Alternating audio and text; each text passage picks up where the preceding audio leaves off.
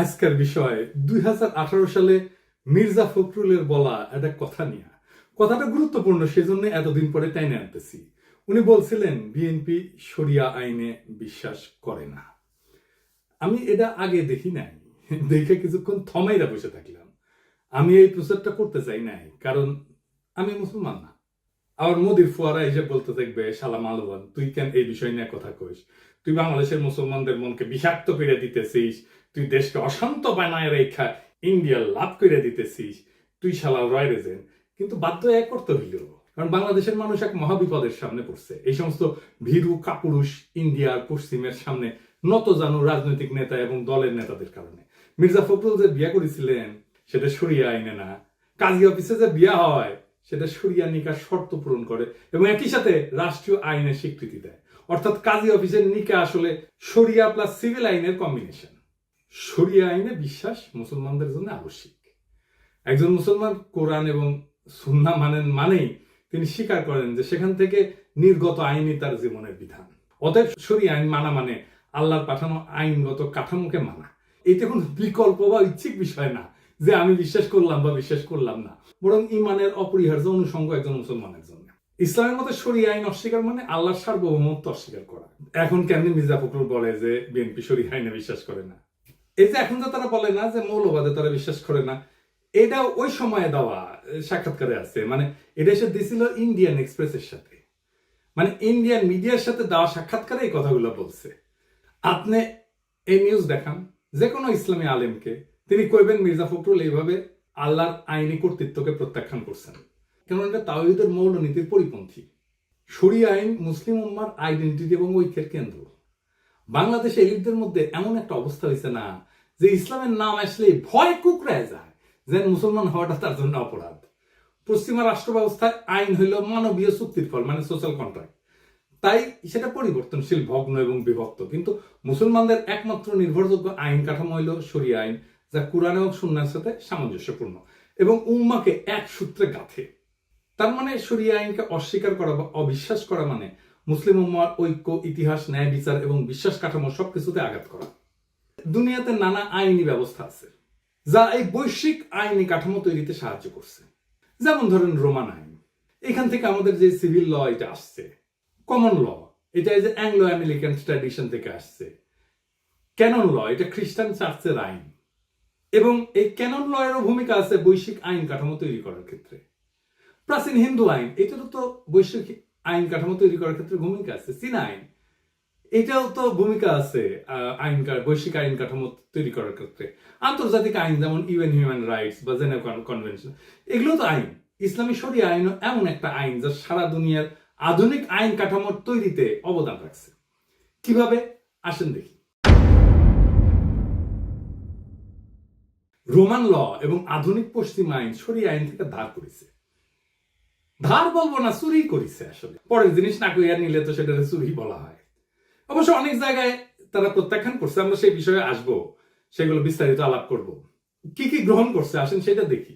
ইসলামী শরিয়া ওয়াকফ বা ধর্মীয় জনকল্যাণমূলক কাজে ব্যবহার করা হয় যেই সম্পদ, ব্রিটিশরা ভারত শাসনের সময় এই ওয়াকফ ব্যবস্থার ধারণা গ্রহণ করে, তা থেকে ট্রাস্ট ল তৈরি করে। ট্রাস্ট ল, আজকে যে ট্রাস্ট ল দেখেন এটা আসলে ওয়াকফ থেকে তৈরি করা। আপনি যে ট্রাস্ট আইন দেখেন এটা শরিয়া আইনের কপি পেস্ট। ব্রিটিশরা ভারত শাসনের সময় এই ওয়াকফ আইন বিশ্লেষণ করে। মূলত এটা স্যার উইলিয়াম জোন্স এবং হেনরি মাইন ওয়াকফের ধারণা থেকে ট্রাস্ট ল গড়ে তোলে। ট্রাস্টি এবং বেনিফিশিয়ারির সম্পর্ক অনেকটা ওয়াকফের কপি পেস্ট। বিশেষ করে চ্যারিটেবল ট্রাস্টের পারপিচুয়াল এন্ডাওমেন্ট ধারণা, এটা ওয়াকফ থেকে নেওয়া হয়েছে। পারপিচুয়াল এন্ডাওমেন্ট এটার মানে কি জানেন? জানেন না? আসেন এটা বুঝে দেখি। এটা হচ্ছে স্থায়ী তহবিল, মানে হলো একটা তহবিল বা ফান্ড যেটা কখনো শেষ হবে না। ধরেন আপনি একটা বড় অঙ্কের টাকা কোনো বিশ্ববিদ্যালয়, হাসপাতাল বা কোনো সংগঠনকে, প্রতিষ্ঠানকে দিলেন, কিন্তু শর্ত হইলো যে এই টাকা মূলধন হিসেবে সুরক্ষিত থাকবে, আপনি হাত দিতে পারবেন না, খরচ করা যাবে না। শুধু এই টাকা থেকে যে আয় হবে সেটা দিয়ে বিশ্ববিদ্যালয় হোক, হাসপাতাল হোক, প্রতিষ্ঠান হোক, এটা খরচ চালাবে। এরকম প্রচুর প্রতিষ্ঠান আছে।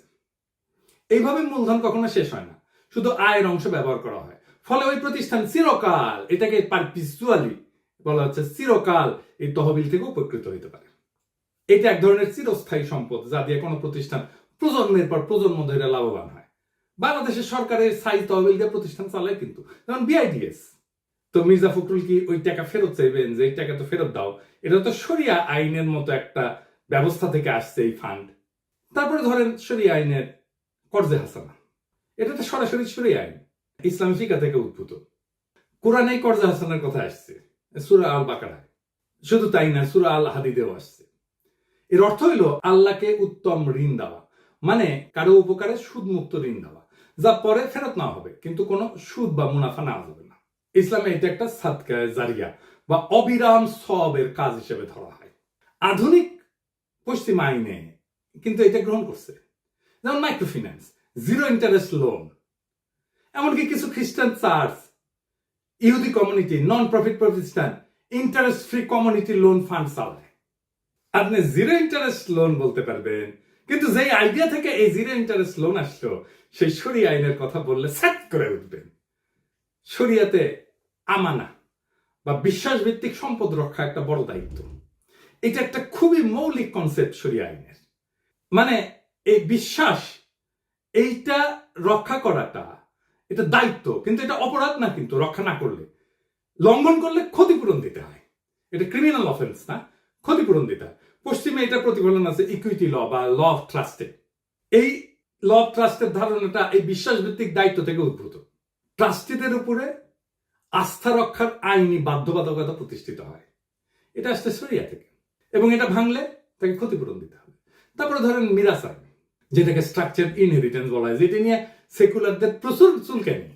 ইসলামী উত্তরাধিকার আইন ছিল প্রথম ব্যবস্থাগুলোর মধ্যে একটা, যেখানে নারী, শিশু, স্ত্রী, দুঃসম্পর্কীয় আত্মীয় সবাই নির্দিষ্ট অংশ পাইত। রোমান ল কিন্তু ছিল এটা পিতৃতান্ত্রিক, এটা নিয়ন্ত্রণ ছিল পিতৃতান্ত্রিক নিয়ন্ত্রণ ছিল। কিন্তু আধুনিক সিভিল কোড এবং ফ্রান্সে এই শরিয়া আইন থেকেই এই ধারণাটা নিয়ে কোড নেপোলিয়ান বা জার্মানিতে বিজিবি এই আইন তৈরি করা হয়। গণিত ভিত্তিক উত্তরাধিকার অনেকাংশেই এটা ইসলামী শরিয়ার কাছাকাছি। নেপোলিয়ান যে আইনটা করছেন ফ্রান্সে, আসলে এটা একটু মিলাই দেখি শরিয়া আইনের সাথে। কোড অফ নেপোলিয়ান এটা 1804 সালে ফ্রান্সে এটা প্রতিষ্ঠিত হয় এবং বিজিবি নামে 1900 সালে জার্মানিতে প্রতিষ্ঠিত হয়। তো এটা মিল কোথায়? যেমন ফিক্স শেয়ার, মানে বৈধ উত্তরাধিকারদের ফিক্স শেয়ার ইসলামী আইনে নির্ধারিত অংশে, যেমন ফরজ ফারায়েজ, ফরাসি কোডে এটাকে বলা হয় রিজার্ভ হেরিডিটারি। কিছু অংশ সন্তানদের জন্য সংরক্ষিত, আপনি ইচ্ছা করলেও সেটা বাতিল করতে পারবেন না। সন্তান এবং স্ত্রীর জন্য একটা প্রায়োরিটি আছে ইসলামেও। স্ত্রী, স্বামী, সন্তান, পিতামাতা এদের অংশ সুনির্ধারিত। এই নেপোলিয়ান কোডেও স্পাউস মানে স্ত্রী এবং লেজিটিমেট চাইল্ড, বৈধ সন্তান, এদের জন্য লিগাল মিনিমাম একটা ইনহেরিটেন্স ধার্য করা হয়েছে। এবং ম্যাথমেটিক্যাল প্রিসিশন আছে ইসলামে, অঙ্ক করে ভাগ করে দেওয়া। নেপোলিয়ান সিস্টেমে এই বন্টনটা নির্দিষ্ট ক্যালকুলেশনের মাধ্যমে নির্ধারিত হয়। মানে ধরেন যদি একজন স্ত্রী এবং 2 সন্তান থাকে, তাহলে কার অংশ কত হবে, স্ত্রী কত পাবে, সন্তান কত পাবে, সেটা আইন দিয়ে নির্ধারিত এই নেপোলিয়ান লয়ে। তারপরে ধরেন উইল করার ক্ষমতা। ইসলামে কিন্তু উইল করে সম্পদের সর্বোচ্চ 1/3 বিতরণ করা যায়, তার চেয়ে বেশি না। বাকি অংশ আইন মাফিক বন্টন করা হবে তার উত্তরাধিকারদের সাথে। নেপোলিয়ান কোডেও আপনি উইল করে কেবল নির্দিষ্ট অংশ বিতরণ করতে পারবেন, বাকিটা আইনের নির্ধারিত অংশ অনুযায়ী হবে। তারপরে ধরেন টর্ট আইন বা দিয়া, সিভিল কম্পেনসেশন যেটাকে বলা হয়, এটার ঐতিহাসিক শিকড় কিন্তু শরিয়াতে। শরিয়াতে ইচ্ছাকৃত ক্ষতি বা অনিচ্ছাকৃত মৃত্যুর জন্য ক্ষতিপূরণ, যেটাকে বলে দিয়া। পশ্চিমেও টর্ট ল বা ডেলিক্ট, এটা তৈরি হয় এই ধারণা থেকে, কারো উদ্দেশ্যে কেউ ক্ষতিগ্রস্ত হইলে ক্ষতিপূরণ দিতে হবে। যদিও শরিয়াতে ব্লাড মানে এটা নির্ধারিত, কিন্তু পশ্চিমে এটা আদালতের বিবেচনায়। তবু মৌলিক নীতিতে কিন্তু মিল আছে। এইবার আসেন পশ্চিমারা কি কি নিয়ে হাউকাউ করে। আমি সবকটা নিয়ে আলাপ করবো না, দীর্ঘ হয়ে যাবে। তবে একটা নিয়ে আলাপ করব, সেটা হচ্ছে সাক্ষ্য নিয়ে। নারীদের সাক্ষ্য দেওয়া অর্ধেক গণ্য হওয়া নিয়ে।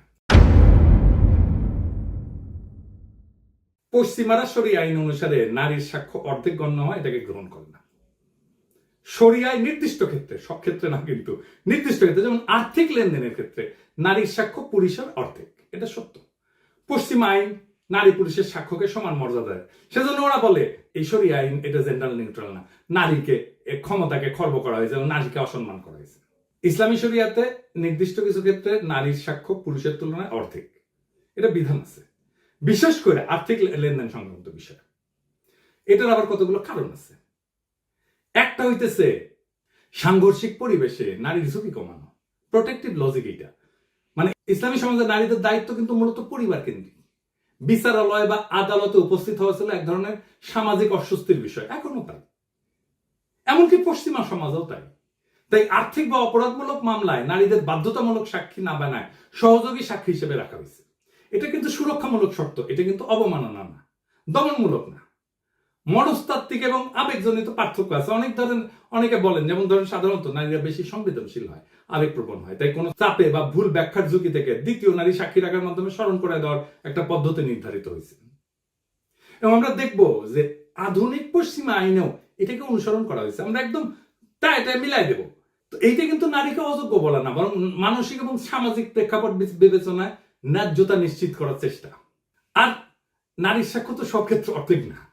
যেমন ধরেন ধর্ষণ, প্রসব, নারীর শারীরিক অবস্থা ইত্যাদি ক্ষেত্রে নারীর একক সাক্ষ্যই যথেষ্ট।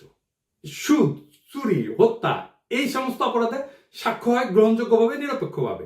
শুধুমাত্র আর্থিক চুক্তি এবং দলিল এই ক্ষেত্রে দ্বৈত নারীর সাক্ষ্য প্রয়োজন হয়।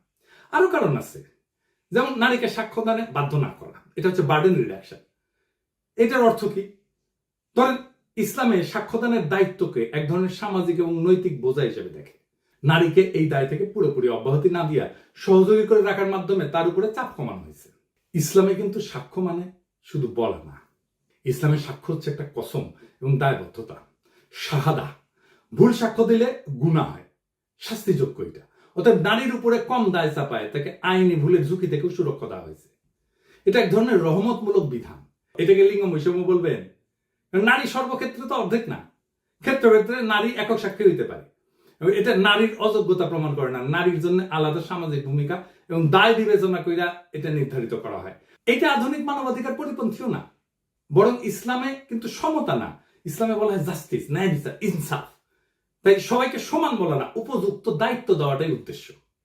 আসেন আরেকটু বুঝে দেখি ইসলামের ধারণার আরেকটু গভীর দর্শন নিয়ে আলাপ করি। ইসলামের ন্যায় বিচার মানে সবার সাথে একরকম আচরণ না, বরং যার যা দায়িত্ব তার জন্য সেই অনুযায়ী বিধান। তাই সাক্ষ্য দেওয়ার দায়িত্ব প্রেক্ষাপট ভিত্তিক ভাবে নির্ধারিত। ইসলামী সমাজে আদিকাল থেকে সমাজে আদালত ছিল হিস্টোরিক্যালি পুরুষ শাসিত, কঠোর এবং জনসমাগমপূর্ণ স্থান। নারীদের জন্য আদালতে গিয়ে অচেনা পুরুষদের সামনে যুক্তি, স্মৃতি, প্রশ্নোত্তর, জেরা এই সমস্ত ছিল সামাজিকভাবে অস্বস্তিকর এবং সম্ভাব্য অপমানজনক। তাই শরিয়া বলছে যে একজন নারী একা সাক্ষ্য না দিয়ে আরেকজন নারী থাকুক, যেন ভুল হইলে সে স্মরণ করাই দিতে পারে। এটা নারীর জন্য মানসিক সুরক্ষা। আমরা আগে আলোচনা করছি আইনি দায় এবং পাপের ঝুঁকি থেকে সুরক্ষা। মানে ইসলামে তো সাক্ষ্য দেওয়া মানে শুধু তথ্য দেওয়া না, এটি ইমানের অংশ এবং কসমের মতো গুরুত্বপূর্ণ। মিথ্যা সাক্ষ্য বা ভুল তথ্য দিলে সেটা গুনাহ এবং সামাজিক আইনি অপরাধ। তাই নারীর উপর একা সাক্ষ্য দেওয়ার ভার না দিয়ে তার পাশে আরেকজন নারী রাখা হয়েছে, মানে কেউ ভুল করলে যথাযথ সংশোধন হয়।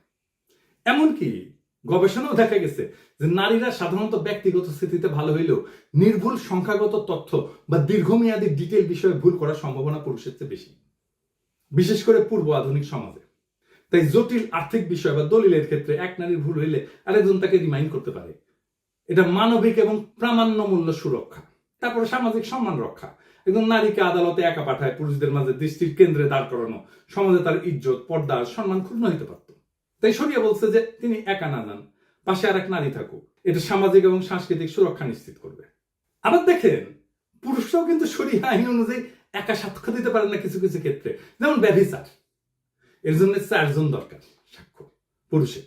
তো নারীর সাক্ষ্যের মূল্য নাই এই কথাটা তো খোদা শরিয়া বলেনি, বরং ক্ষেত্র বিষয়তে ন্যায়পূর্ণ, ভারসাম্যপূর্ণ করছে। এখানে নারীকে দুর্বল বা অযোগ্য ধরে নেওয়া না, বরং তার সামাজিক অবস্থান, মানসিক চাপ, ধর্মীয় দায় এবং সম্মান সবকিছুকে সম্মান করে তাকে একা না সহযোগী রেখে সাক্ষ্যদানে যুক্ত করা হয়েছে। এই যে ইসলামী শরিয়ার একটা ব্যতিক্রমী দৃষ্টিভঙ্গি নারীর প্রতি, এইটা আধুনিক আইনি কাঠামোর জেন্ডার নিউট্রাল ইকুয়ালিটির ধারণা হচ্ছে কনটেক্সচুয়াল জাস্টিসে এখানে বেশি জরুরি। এমনকি ফেমিনিস্ট আইন বা আমাদের নারীবাদী আইনের কোন ধারণার সাথে শরিয়ার কোন কোন বিধান সমান্তরাল বা সমরূপ। আমরা তো বলছি যে ইসলামী শরিয়া অনুযায়ী আর্থিক চুক্তিতে দলিল সংক্রান্ত সাক্ষ্যে নারীর একক সাক্ষ্য নেওয়া হয় না, 2 জন নারীকে সাক্ষ্য দেওয়ার বিধান আছে। এই সুরক্ষার ধারণাটা আধুনিক ফেমিনিস্ট লিগাল থিওরির অন্যতম গুরুত্বপূর্ণ ধারণা। সাবস্টেনশিপ ইকুয়ালিটি এইটার সমান্তরাল। সাবস্টেনশিপ ইকুয়ালিটি কি বলে? আইনি সমতা মানে সমানকে একভাবে দেখা না, বরং প্রেক্ষাপট বুঝে ন্যায্য আচরণ। একই কথা তো শরিয়া বলছে। শরিয়া তো নারীর সাক্ষ্যকে মূল্যহীন করেনি, বরং প্রেক্ষাপট ভিত্তিক সাক্ষ্য প্রমাণ প্রক্রিয়ায় তাকে একটা নিরাপদ কাঠামোর মধ্যে রাখছে। আধুনিক ফেমিনিস্ট আদালতও আজকে ভালনারেবল উইটনেস অর্থাৎ নারীদের জন্য একই রকম সুরক্ষামূলক কাঠামো আছে। যেমন ধরেন উইটনেস অ্যাডভোকেট সাপোর্ট, নারী সাক্ষীকে ভয় মুক্ত রাখার জন্য একটা বিশেষ প্রক্রিয়া। বাংলাদেশেও এই আইন আছে, সাক্ষী সুরক্ষা আইন। তারপরে ফেমিনিস্টরা বলে ট্রমা সেনসিটিভ কোশ্চেনিং বা ক্লোজড কোর্টরুম প্রসিডিউরস, শরিয়া বিধানে নারী যেন একা সাক্ষ্য না দেয়, ভুল হলে অপর নারী যেন স্মরণ করে দেয়। এই ব্যবস্থাটা সরাসরি কিন্তু সমান্তরাল। ভিকটিম সাপোর্ট অ্যাডভোকেট থাকে কিন্তু ফেমিনিস্ট এই আইনে, আধুনিক আইনে, এই ব্যবস্থার সাথে। এবং আদালতের পরিবেশ, বিশেষ করে পুরুষ প্রধান বিচার ব্যবস্থায় নারীদের জন্য অস্বস্তিকর জন্য রিট্রমাটাইজিং হইতে পারে নারীদের জন্য এখনো পর্যন্ত পশ্চিমা আদালতে, বিশেষ করে যাদের যৌন সহিংসতার অভিজ্ঞতা আছে। সেই জন্যই ফেমিনিস্ট জুরিসপ্রুডেন্স বলে এই সমস্যাটাকে judicial gaze and retraumatization of female witness. তাই পশ্চিমা আদালত আজকে অনেক জায়গায় নারীদের জন্য রিমোট টেস্টিমনি বা ভিডিও বেস ডিপোজিশন এই ব্যবস্থা চালু করছে। ভিডিও বেস সাক্ষ্য, এটা আগেই সাক্ষ্যটা রেকর্ড করা হয়, এটা চালানো হয়। শরিয়া এই সমস্যাকে অনেক আগে থেকে উপলব্ধি করিয়া নারীদের আদালতে একা সাক্ষ্য দেওয়া থেকে রক্ষা করছে এবং তাকে সহযোগী সাক্ষী বানায় তার মানসিক চাপ হ্রাস করছে। এটাও এক ধরনের পুরানো ট্রমা ইনফর্মড প্রসিডিউর। শরিয়া নিয়ে তো আমরা দেখছি নারীর উপরে কম চাপ দেওয়া হয়েছে, তাকে দলগত সাক্ষ্য প্রদানে একটা সুযোগ দিয়া। এই বিষয়টা মডার্ন ফেমিনিস্টরাও প্রতিফলিত হয়, যে burden minimisation for vulnerable groups. তারা বলে মানে সাক্ষ্যদানে যে চাপ তৈরি হয় সেটা লিঙ্গ, পেশা, সামাজিক অবস্থান অনুসারে হালকা করে দেওয়া, এই নীতি শরিয়া বহু শতক আগেই প্রয়োগ করছে। এবং পশ্চিমে দেখেন এই জন্যে এই নারীদের জন্য pre recorded video testimony, legal protection shield, এমনকি ফিমেল ফ্রেন্ডলি জাজ বেঞ্চ চালু করা হয়েছে। আর শরিয়া তো সেই 1400 বছর আগে নারীদের কোর্টরুম ট্রমা থেকে বাঁচাতে বলছে রে ভাই। এই কোর্টরুম ট্রমার কথা তো 1400 বছর আগে বলছে, এইটা এখন অপরাধ হয়ে গেছে। তো এই নীতির মূল কি লক্ষ্য হইলো? এটা নারীর বিরুদ্ধে তো না, তার জন্য সাপোর্টিভ লিগাল স্পেস নিশ্চিত করা। এমনকি আমেরিকাতে অনেক রাজ্যে, বিশেষ করে এই যে ডোমেস্টিক যে ভায়োলেন্স, এই মামলায় নারীরা আদালতে না গিয়ে ভিডিওর মাধ্যমে সাক্ষ্য দিতে পারে এবং তাদের জন্য ভিকটিম লেয়াজও অফিসার থাকে যে তার পাশে দাঁড়ায় থাকে সবসময়। আধুনিক ফেমিনিস্ট আদালত এখন নারীর কথা বিশ্বাসযোগ্য করার জন্য তাকে অতিরিক্ত সাহায্য দিচ্ছে, অথচ ইসলাম এই প্রয়োজনটাকে অনেক আগে চিনতে পারছিল, তবে ধর্মীয় ভাষায় এবং নৈতিক কাঠামোতে বলছে।